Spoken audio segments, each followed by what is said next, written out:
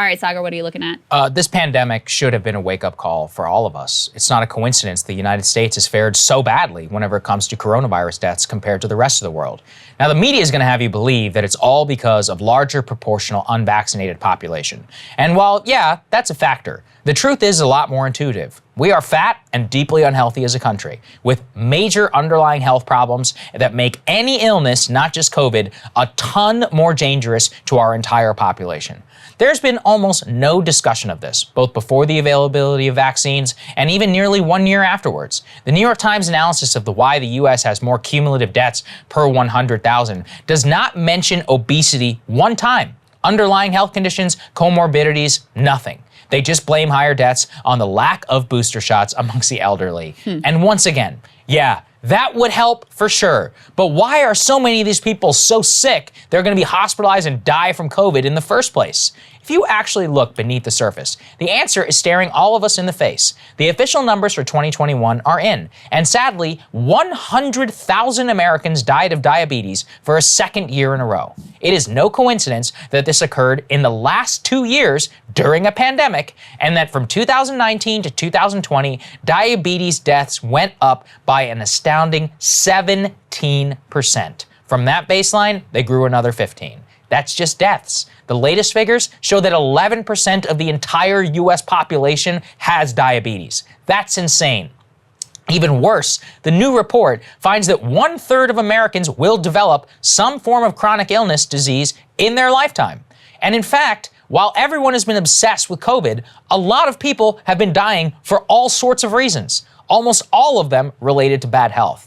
In fact, J. Scott Davidson, he's the CEO of One America, an insurance company, finds that they have the highest death rates that they have ever seen in the history of the life insurance business, up 40%, with a massive number of these deaths not even COVID related. So just to give you an idea of how bad this is, per the insurance company's own models, they believe a 1 in 200 year catastrophe would be associated only with a 10% increase in deaths. So this is 4 times worse than a 1 in 200 year event.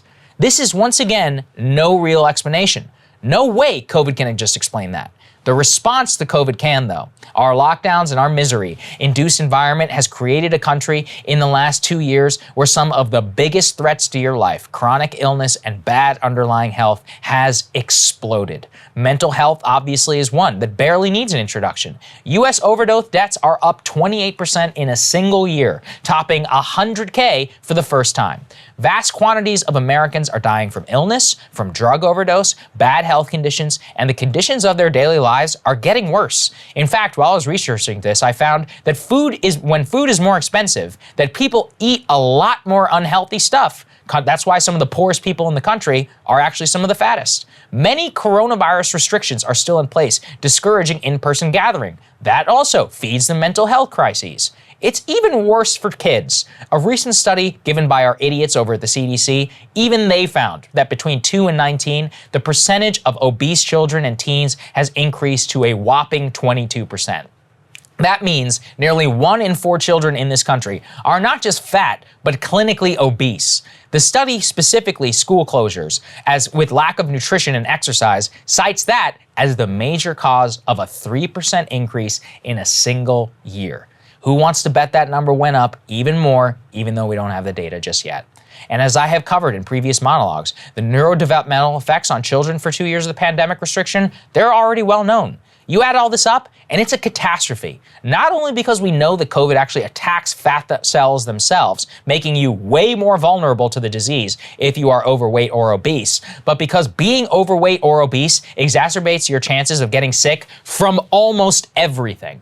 Almost all of this is ignored by the media, and even more importantly, by the CDC and health authorities in their real recommendations. Look, vaccination was a tremendous scientific achievement. It dramatically reduced the rates of hospitalization and death. It saved perhaps hundreds of thousands of elderly people from an almost certain death. We cannot take that away nor diminish it. But from this point forward, Emphasis alone on vaccination after 85% of the US adult population has already gotten a dose is foolhardy, and in fact, it is downright dangerous.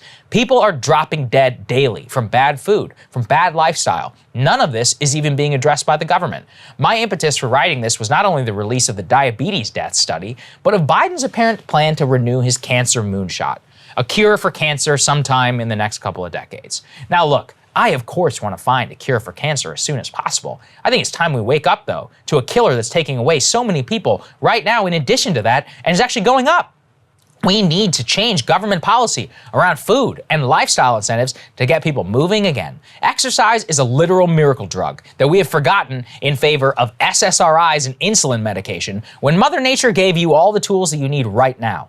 Much of this can be accomplished on an individual basis, but that is still expecting too much for people who are in very dire straits. When I see the numbers of people dying from diabetes and from obesity, I see people who don't have to suffer and do so because of a system of incentives, a lack of knowledge, and the government. And that's where they come in. They are focused right now on boosting the entire US population in curing cancer.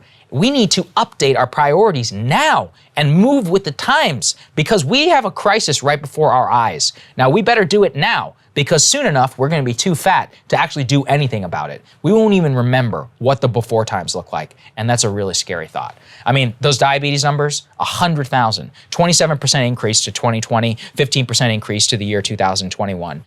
Hey guys, thanks so much for watching. That's right. Just as a reminder, you can become a premium subscriber today. Watch the full show completely uncut, our reactions to each other's monologues. You get to listen to it. You get to ask us questions, all that good stuff. Link is right there in the description or at breakingpoints.com. Best of all, great way to say screw you to the mainstream media.